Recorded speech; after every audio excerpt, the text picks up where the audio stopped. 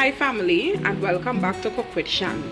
I know you haven't seen a video from me in a little while, but I'll be doing a video today and showing you how I make Trinistyle COU COU. So COU is made with corn flour, different local seasonings and aromatics, coconut milk, ochros. So I'll be making COU today, so stay tuned. So here I have some butter melting, and after the butter I'll be adding some aromatics like some chopped up chive, pimentoes, shadow beni, thyme, some carrots and some ochros. So here I have some pimentoes, chives, some shadow beni and some thyme chopped up, and I'm going to now add this to my pot.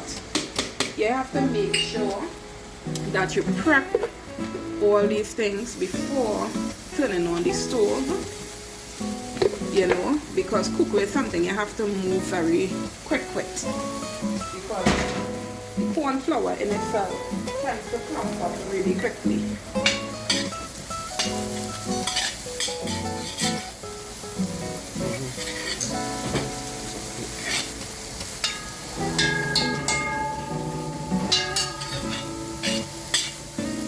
See how bright that looks? You must get your seasoning in. And you want to cook down this very well.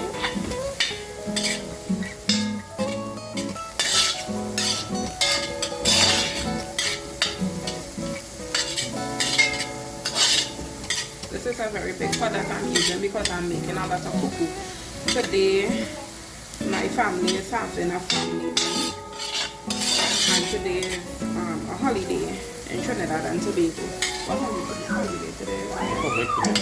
Today is Republic Day in Trinidad and Tobago.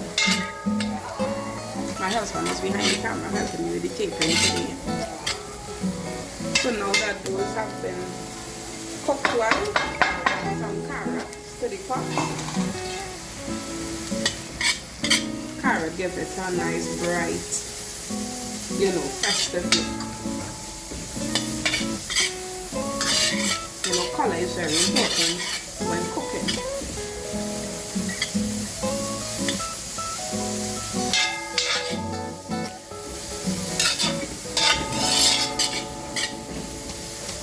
COU is a dish that is often enjoyed with different other side dishes like callaloo.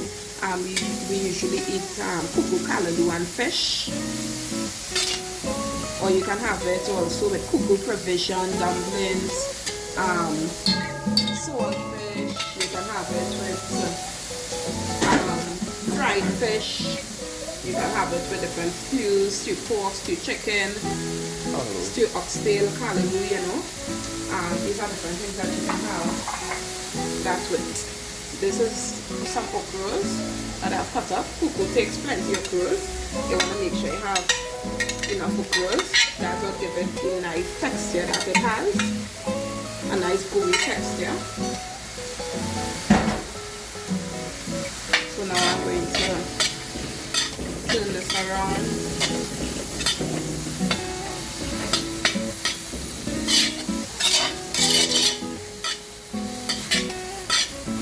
This smells so amazing already.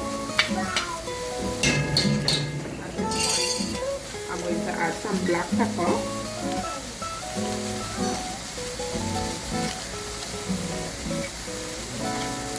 And I'm also going to add some salt. Of course, you can just salt in your taste. You don't need to overdo the salt. You don't want a very salty COU, but you want to taste it. You want a flavorful COU at the same time. What are you doing for Republic Day if you are in Trinidad and Tobago? I know Trinidad love to cook up a pot, and we love a lime. So I know many people will be liming today. Every holiday is an opportunity to lime in Trinidad. Over here I have some coconut milk that I'm going to add to the pot.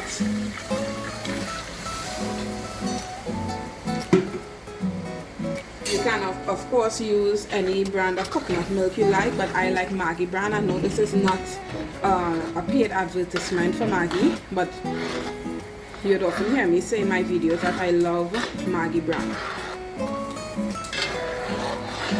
You can also use Mabel's or Island Pride. So I'm going to allow the coconut milk to come to a boil so that it can cook the ochros properly. The ochros need to get soft, right? So when the ochros have softened, then I'll be adding the corn flour.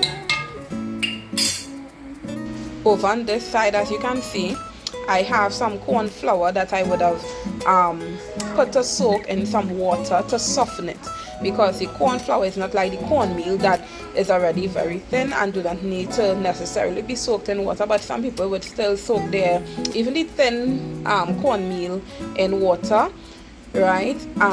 But this is corn flour and it is a lot thicker than the cornmeal, so I would have put the cornmeal in a bowl and, you know, put it in some water to soak so it will be soft and it won't be clumpy. So you could go ahead and do that, and you want to break up any lumps with your hands like that until it becomes a very smooth texture. So this is what I'll be adding to the coconut milk mixture when it has come to a boil and the ochros has softened. So stay tuned. And this is the pan that I'll be putting it in. See, it's a big coo-coo that I'm making. There's plenty of us in the family. So you're seeing all that steam coming out from the pot. The coconut milk has begun to thicken, so it's going to, actually it has begun to simmer as well.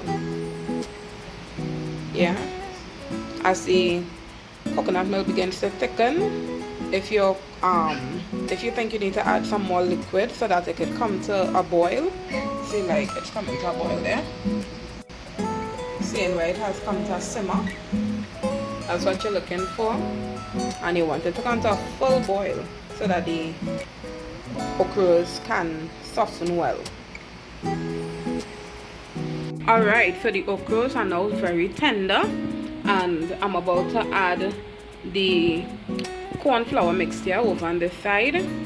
Okay, so I added the corn flour mixture to the pot with the ochros and all the different aromatics, the carrots, the chive, pimentoes, shadow beni, thyme, and now I'm just mixing it around. You see how smooth that looks? That's because you would have soaked it before putting it into the pot, right, so that it doesn't clump up.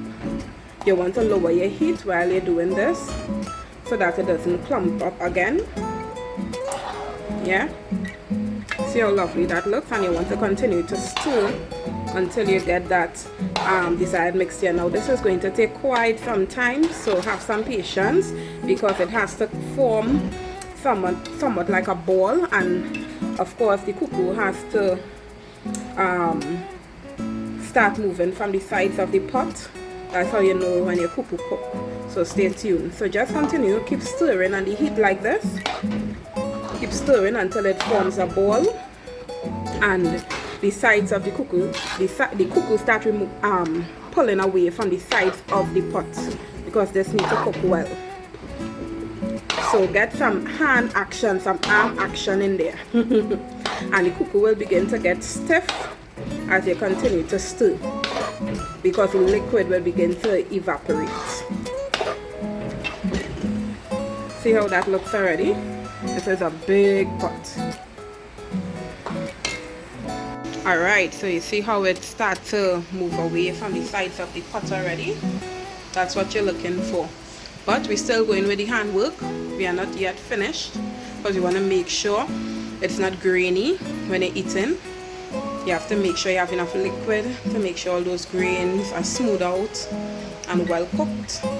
So just continue, the heat will cook it. Continue stirring, stirring, stirring until it forms a ball. And you know, the coo-coo, as I said, doesn't have any grains in it, as well as you could also do a taste test. Once the coo-coo doesn't taste raw, that would be a cue that you could take it off of the heat. So 3 cues: it's not grainy nor raw, it has begun to move from the sides, detach from the sides of the pot like that, and it's forming a ball.